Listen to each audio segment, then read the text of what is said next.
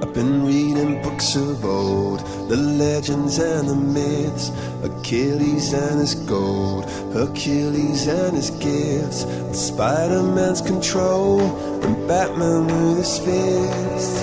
And clearly I don't see myself upon that list. But she said, where'd you wanna go? How much you wanna risk?